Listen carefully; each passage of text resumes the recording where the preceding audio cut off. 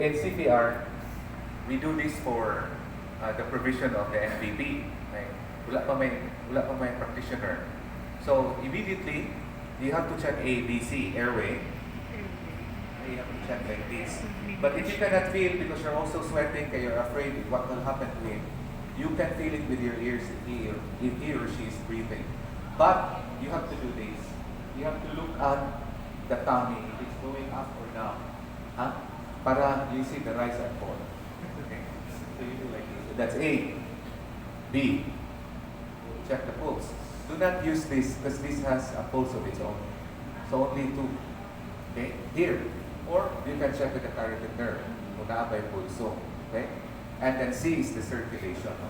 So A, B, C. Now if all these things are already checked, okay, then we proceed with the CPR. So locate the last part of the rib cage. Immediately locate. You go to the center, that is the sternum, and then you do the compression. So our hand should be like this. And I have to be kneeling when I do the compression.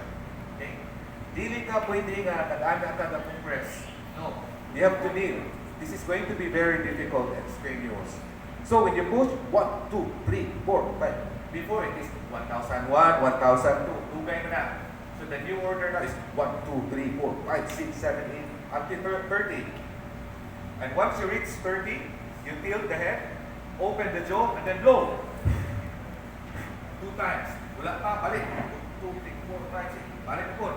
Kung wala pa, if you are tired, you ask someone to do it for you. Because you will get tired doing this. You can employ CPR for heart attack, for drowning, but not for vehicular accidents. Because he might have fractures. You might puncture the lungs with the rib cage by doing the compression. Okay? So again, A. Airway. Airway. Check the airway. B is breathing. Breathing. And then C is the circulation with the carotid nerve. And then push to here. So if this is drowning, if it's already okay, you can push him to the side. Para nga kung magsuka siya, it can go to this side. Dili siya suffocate sa iya, dili siya mag-drown po sa iya na suka. And that's how it should be done. Okay? Now, we should not be very selective. You will not, na iba nga preference, ay di ko CPR kay walay panunbras. Ha? Ay kuan kay bungi. No, you have to because you have to save lives. Okay? So this is actually ABC of the CPR. Thank you, sir. Thank you, sir. Pro-Jewish, he became the forefront, the leader in seeking the liberation of the Palestinians. Okay? So when we were in college, we joined many organizations. And somehow these organizations have shaped the way we think. Do you believe in democracy or democracy? Okay. In all the political thoughts we've seen, the rise of communism and the rise of democracy. For a while, from 1914 all the way to the Second World War until the Cold War, communism was there. But eventually, democracy again won. Between science and religion, isa may ni-win. In COVID-19 management, did religion win or did science win? And how come that the advancement of science through immunization is hampered because of our cultural religious beliefs? Na masumbita, maanata. But again, it goes back to each of you because you have a decision to make whether you will be immunized or not. Ideology. Okay? There are leaders that they are open to LGBTQ. There are others, they are very reserved with that. There are others, they are very sensitive of mga issues of politics. They don't want to speak about their preferences of candidates. Others are vocal about it. Okay? That is ideology. And when you are a leader, you will be known by the way you create and share that ideology. So sa mga bata ninyo, do you share that ideology? When you are in a training like this, do you share that ideology when you are having lunch or supper with your children? Because ako, I always share my ideology. I always share. And I always tell my kids, if you don't like my approaches, bukas ang pintuan, labas sa gate. And then my little boy will say, ay mo na ikong palayason. No, no, no, I'm just telling you, bukas ang pintuan, labas sa gate. Because I want to teach them decision making at an early age. I never had that when I was younger. Alright. Another soft power that defines your soft power is history. You are already a leader. And people will know, ang mama, kuan, ang papa, kuan, ang kuan, tiyo, history. Okay? And there are leaders that they have proven with grace na ang mangga pwede mamunga o santol. History. Okay? So, what are the chapters of our lives? Okay? What are our chapters of our lives that are very dark and are very bright? Okay? And these have taught us very good lessons in life. So, look back on the history. Look back. When you started as a teacher, look back and look into the history. Okay? So, in this example, I placed there the map of Israel. The history is very dark. Okay? Very dark. And if indeed COVID-19 is to annihilate humanity, okay? The Jewish people will really have to make a lot of effort so that they will remain because they are the chosen people of God. Culture. Have you refined your culture? That is a soft power. Have you refined? Okay? What is the culture you inculcate in your home and at work? I was in that end of Pitan City. And before you enter the superintendent's office, there is a big signage. Knock 3 times before you enter. I don't need to be informed because I always knock before I get into the office. And then before you enter, nasa usher every day or every week, nakasash, murag Miss Universe.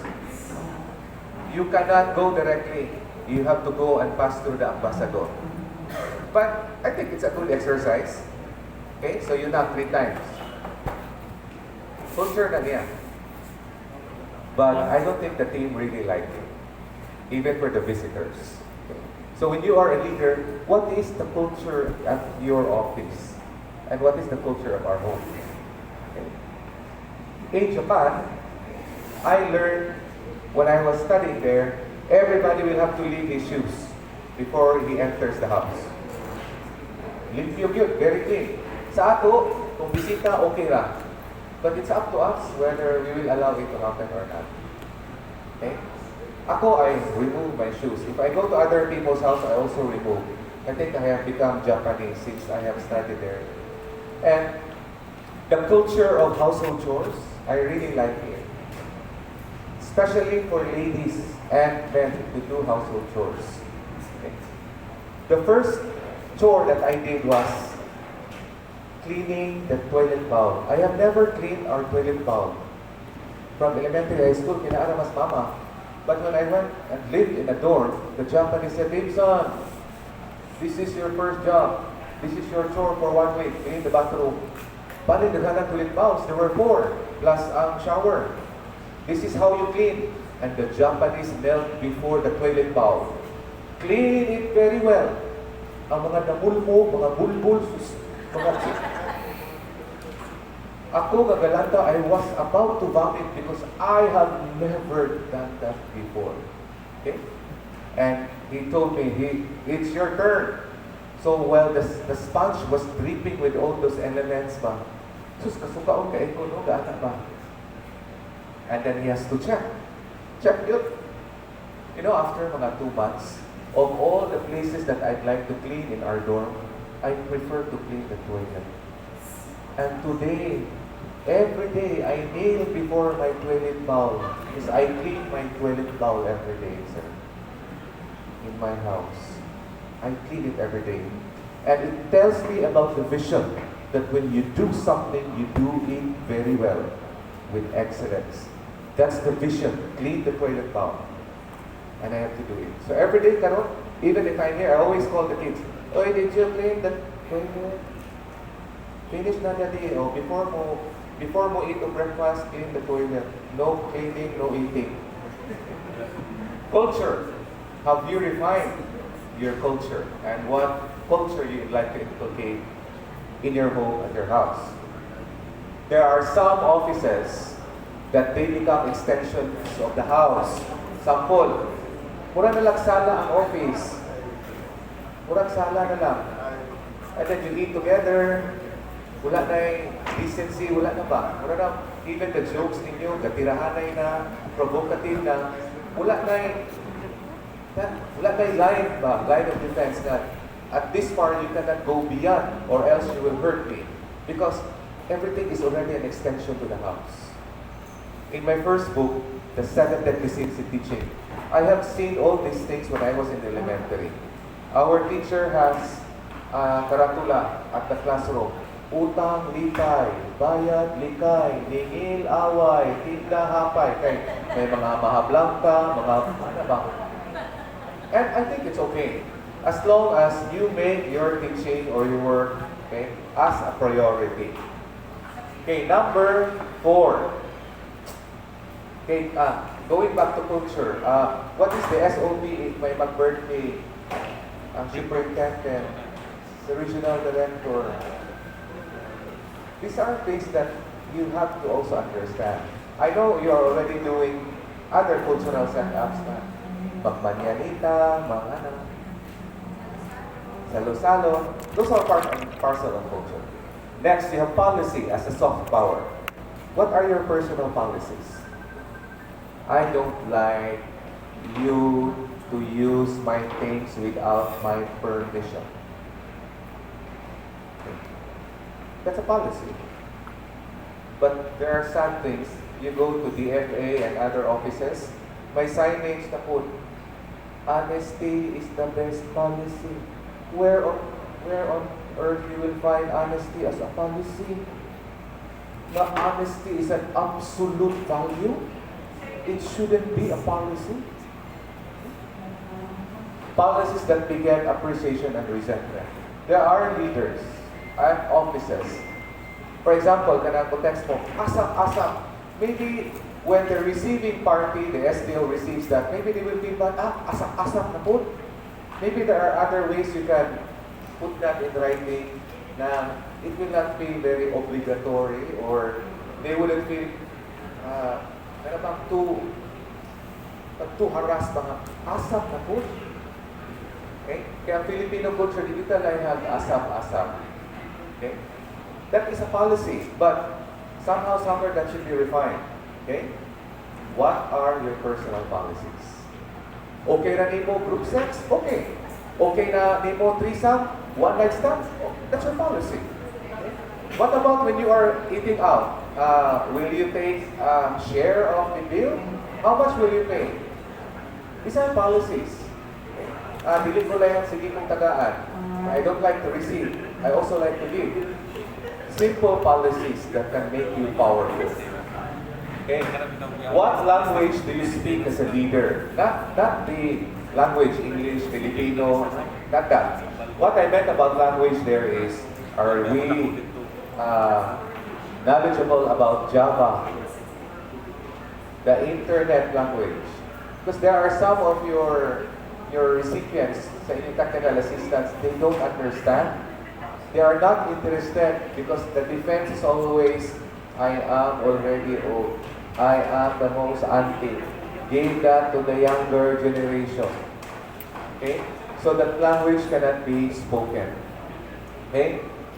The other one kind of language is, do you still have your heart? Because there are leaders that may no longer know if they have the heart. Because the heart is full of hate. It's full of envy. It's full of anger. It's full of resentment. And it's full of timidity of your heart. You are no longer interested because there is less courage coming from your heart. That is why there are many things that cannot be done because the heart is not willing to do it. Not willing. The language of the heart. And that should be substantiated by love. What are your business innovations? Business and innovation. Okay? Are you involved in an enterprise? That is good. As long as you always prove that your teaching job is more important than your sideline business. So there are teachers, there are also insurance providers or insurance agents. They are also brokers. There are also internet loaders. Tana na lang. Just to make the monetary, the income. But that's fine. Business and innovation. That will make you more powerful. But if your leader wants you to buy something, do not feel obliged. Kaya leader siya, you cannot say no. One of the things in the Philippines that it's very difficult for us to say no. And I guess this is the time to start saying no. No. Kaya, ma-offend man ta, dahil, pwede ko mahula mag 5,000. We feel bad if we cannot borrow. Kuan kita ni siya, anak. So sometimes it's also good to entertain in our minds that saying no is also okay. Saying no is also okay. Institutions. What organizations are you affiliated with aside from DepEd? So most maybe are in the religious institution. They become lay minister. They become Bible readers. They are part of the choir. Okay? You are with GSP, Boy Scouts. You join environmental institutions to, address your voluntary works because you like the environment. You see, institutions are good, but do not spread yourself thinly. Maybe you can choose one or two. We only have 24 hours. 8 hours to sleep, 8 hours to work, and 8 hours to socialize. So, kailangan balance. Institutions. Okay? And then, if you think that your organization is already an institution, let's say si Ma'am Eden, you have your own AO, you have the administrative section at AO setup of your SBO, then that becomes an institution in itself. Then you can also come up with an organize an event. You can go to Cebu for benchmarking, whatever, part of institutional development. And then finally, you have their diasporas. Do you travel in and out, okay, to learn more? So like this training, this is diaspora, the movement of people. Okay? So when you go back, you will remember my story yesterday about the drivers of the vehicles you're going to play when you go back home. Kung manguros ba mo or mag-anda mo plastic, amo na'y bahala. So these are the elements of the soft power you have. And if you develop them, you become more powerful. And what I meant about power in DepEd is that the power that you are being respected. You don't even ask of it. It's being earned because your soft powers flow very smoothly. Balik. Questions from the team? Ma'am, go back. Questions from the team on soft power. So everybody has this, no? Down. You're going up, down. So language. Sa ato, tok to tao. Sa Japan, koko, keke, koko. Sa Israel, kokolishi. The language but it's the same. When the rooster crows, it is different. You have questions so far?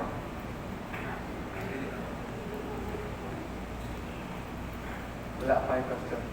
Soft power. Okay.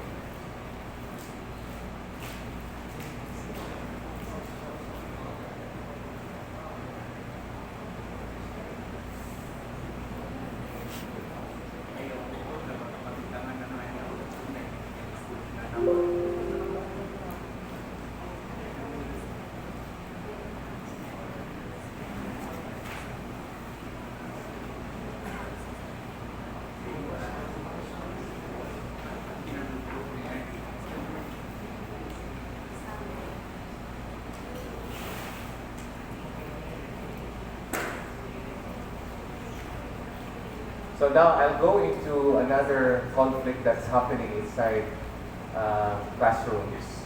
And let me just present this to all of you because I promised to work on emergency and preventive medicine cases.